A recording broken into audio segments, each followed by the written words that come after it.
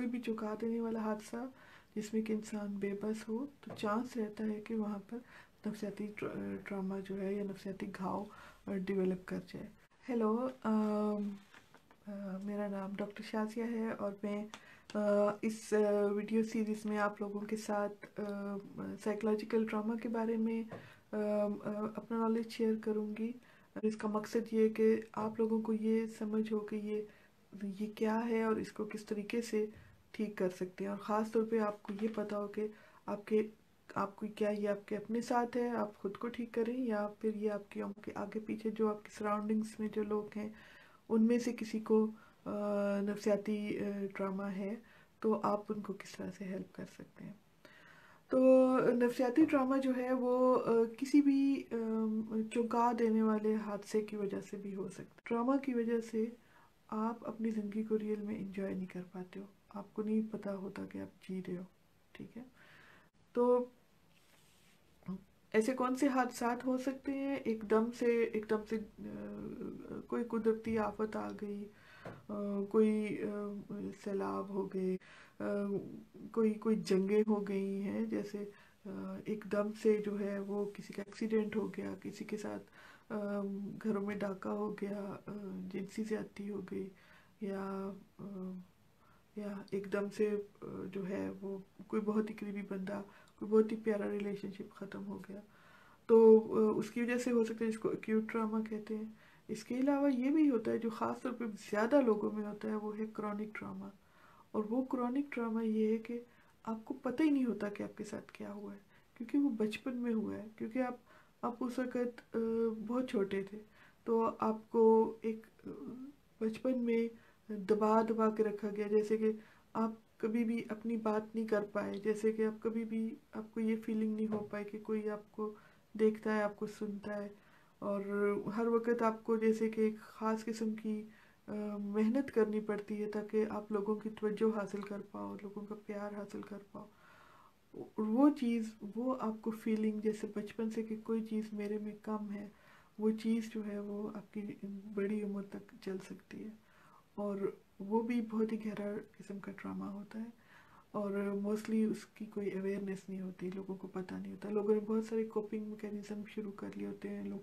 بہت زیادہ محنت کرنا شروع کر دیتے ہیں، بہت زیادہ ہارڈ ورکرز ہوتے ہیں، کئی دفعہ بہت سارے اچیورس بھی ہوتے ہیں، اور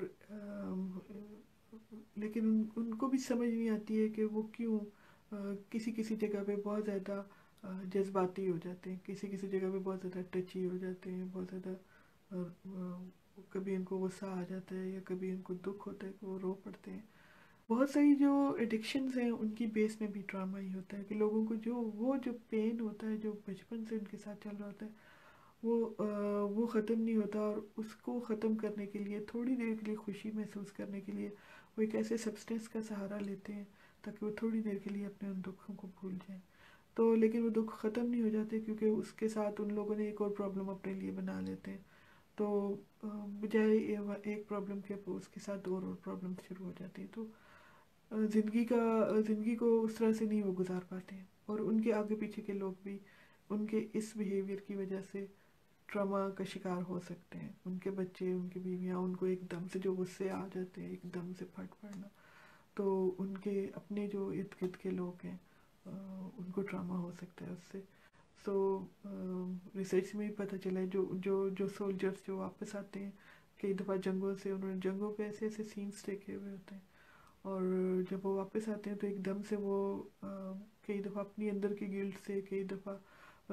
کوئی ایسے فیلنگس کی وجہ سے جو کہ انہوں نے کبھی بھی نہیں بولے ہوتے، یا ایسی چیزیں جو انہوں نے دیکھی ہے کسی کے ساتھ شیئر نہیں کی ہوتی، تو وہ اپنے اندر رکھتے ہیں اور اپنے اندر دبانا چاہتے ہیں، لیکن کسی ٹائم پہ ایک دم سے وہ ایموشنل بم کی طرف پھٹ پڑتے ہیں، ان کی اس ایموشنل ری ایکشن کی وجہ سے ان کے بچے ڈر جاتے ہیں، ان کی بیویاں مطلب ان کے آگے پیچھے جتنے بھی لوگ ہیں وہ ان کی وجہ سے ٹراماٹائزڈ ہو جاتے ہیں۔ چھوٹے بچوں کو نہیں پتا ہوتا کہ باپ کو غصہ کیوں آ رہا ہے، ان کو لگتا ہے کہ ان میں کوئی خرابی ہے، تو یہ جو انکانشیس قسم کی جو چیزیں ہیں یہ ہیل کرنا بہت ضروری ہے۔ اس کے علاوہ ایسے واقعات بھی ہوتے ہیں جو کہ گھروں کے سیکریٹس ہوتے ہیں، جو کہ جنریشنز میں چلتے ہیں، اور یہ جو گھروں کے سیکرٹس ہیں یہ بھی ایک ٹائم پہ آ کے تو بہت زیادہ پرابلمٹک ہو جاتے ہیں کہ ماں کا دکھ، نانی کا دکھ ماں کے ذریعے نواسی تک آ گیا، جنریشنز میں جا رہا ہے، ایک خاص قسم کا پیٹرن ہے۔ اگر آپ اویئر نہیں ہوگے تو وہی جو چیزیں جو آپ کی ماں آپ کے ساتھ کرتی تھی، جس کی آپ کو پرابلم تھی، اگر آپ نے سیکھا نہیں ہے کہ آپ کی ماں کیوں کرتی ہے اور آپ نے اس چیز کو بہتر کرنا ہے، تو وہی پرابلم آپ اپنی بیٹی کے لیے بن جاؤ گے۔ تو اس طرح سے آپ سیم وہی چیز وہ کرو گے جو کہ وہ نہیں کرنا چاہتے ہو، لیکن وہ آپ کر رہے ہو کیونکہ آپ کو دوسری چیز پتہ نہیں ہے، کیونکہ آپ نے کبھی خود کو ہیل نہیں کیا ہے۔ تو وہ جو ڈراما کا ایک چین ہے یہ جنریشنز میں چل سکتا ہے، ٹھیک ہے، اور اس کے اوپر بھی ریسرچ ہوئی ہے، کچھ بیبیز پیدا ہوتے ہی زیادہ روتے ہیں، اور کچھ بیبیز جو ہیں وہ بہت زیادہ سکون میں رہتے ہیں، ٹھیک ہے۔ تو وہ رونے والے بیبیز کیوں روتے ہیں، اس کے اوپر بھی ریسرچ ہوئی ہے کہ پروبیبلی جنریشنز میں ڈراما چل رہا ہوتا ہے، اور کئی دفعہ یہ بھی ہے کہ اگر ماؤں کے ساتھ زیادتی ہو رہی ہے، مائیں پریگننسی کے دوران انسیف تھیں، ہر وقت ڈری رہتی ہیں، خوش نہیں ہوتی ہیں بلکہ ڈری ہوئی ہوتی ہیں، تو ان کی باڈی میں زیادہ لیول ہوتا ہے کورٹیسول ہارمون کا، اسٹریس ہارمون کا، اور وہ جو ہے ایک فیڈ بیک میکینزم سے آپ کی مطلب آپ کو مینٹلی الرٹ رکھتا ہے، ٹھیک ہے۔ اور وہ اگر آپ کرونیکلی اس سے ایکسپوزڈ ہوتے ہو تو بیسیکلی وہ فیڈ بیک میکینزم کام نہیں کرتا، تو وہ چیز جو ہے وہ بیبیز میں بھی ہو سکتی ہے، اس کا ایفیکٹ اس فیڈ بیک میکینزم کا، تو بیبیز بھی بہت زیادہ اسٹریس میں ہو سکتے ہیں۔